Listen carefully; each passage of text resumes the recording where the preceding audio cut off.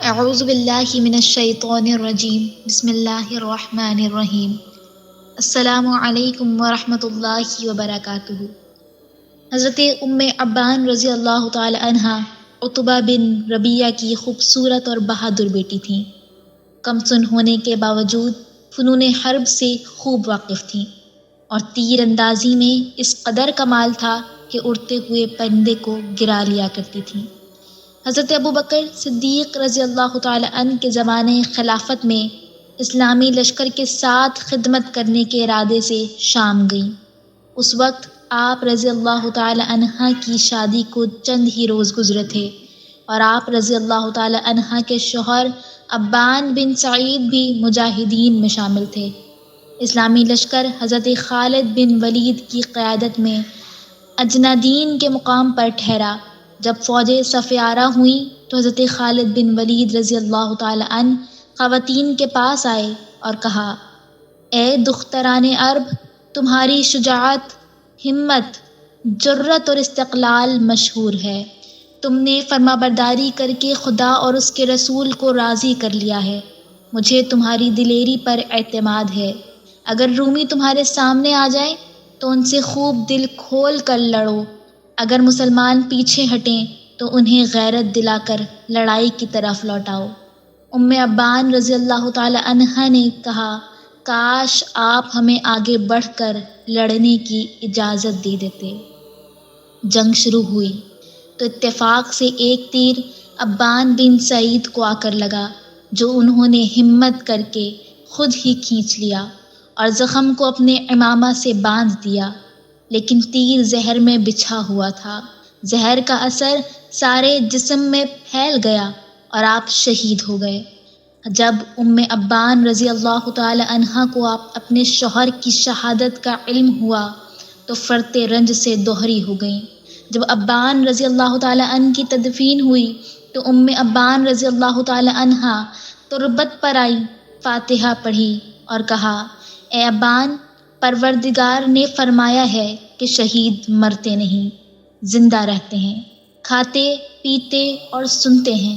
تم بھی سن رہے ہو، سنو، میں تمہارے قاتل سے قصاص لینے کا عزم کر لیا ہے۔ میدان جنگ میں جا رہی ہوں، دعا کرو کہ جلد تم سے آ ملوں۔ یہ کہہ کر وہ واپس آئیں۔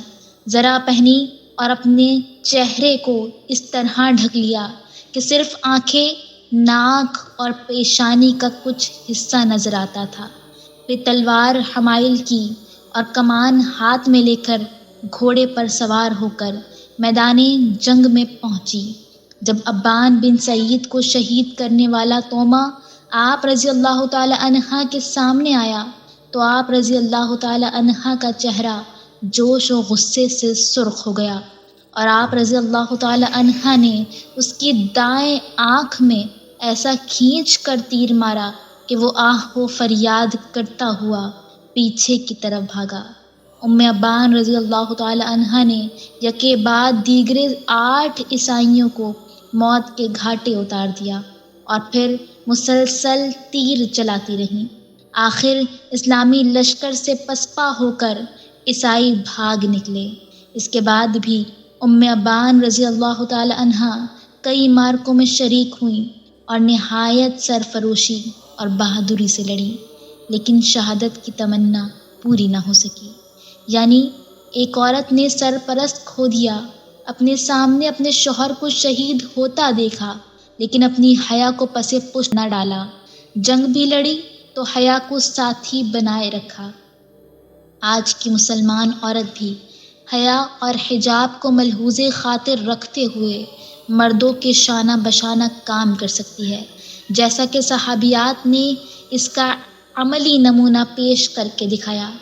غزوات میں صحابہ کرام کی بہادری کے نقوش سے تاریخ کے صفحات پر ہیں، لیکن اس میدان میں بھی صحابیات پیچھے نہیں ہیں۔ صحابہ نے جس طرح شجاعت دی، صحابیات کے بہادرانہ کارنامے اس سے بھی حیرت انگیز ہیں۔ غزوہ حنین میں کفار نے اس روز شور سے حملہ کیا تھا کہ صحابہ کے قدم اکھڑ گئے اور میدان جنگ لرز اٹھا تھا، لیکن حضرت ام سلیم کی شجاعت کا یہ حال تھا کہ ہاتھ میں خنجر لیے ہوئے منتظر تھیں کہ کوئی کافر سامنے آئے تو اس کا کام تمام کر دیں۔ حضرت طلحہ نے ان سے پوچھا یہ کیا کیا؟ کہنے لگیں میں چاہتی ہوں کہ کوئی کافر قریب آئے تو اس کا پیٹ پھاڑ دوں۔ اسی طرح آج کی عورت بھی شجاعت و بہادری کے ساتھ اللہ کی راہ میں ڈٹ کر کام کر سکتی ہے اور اللہ کے دین کی اشاعت میں کوشاں رہ سکتی ہے۔ ہمیں بھی چاہیے کہ زندگی میں کتنی ہی بڑی آزمائش کیوں نہ آ جائے، ہماری حیا اور حجاب، شجاعت اور بہادری ہمارا اولین فریضہ ہو۔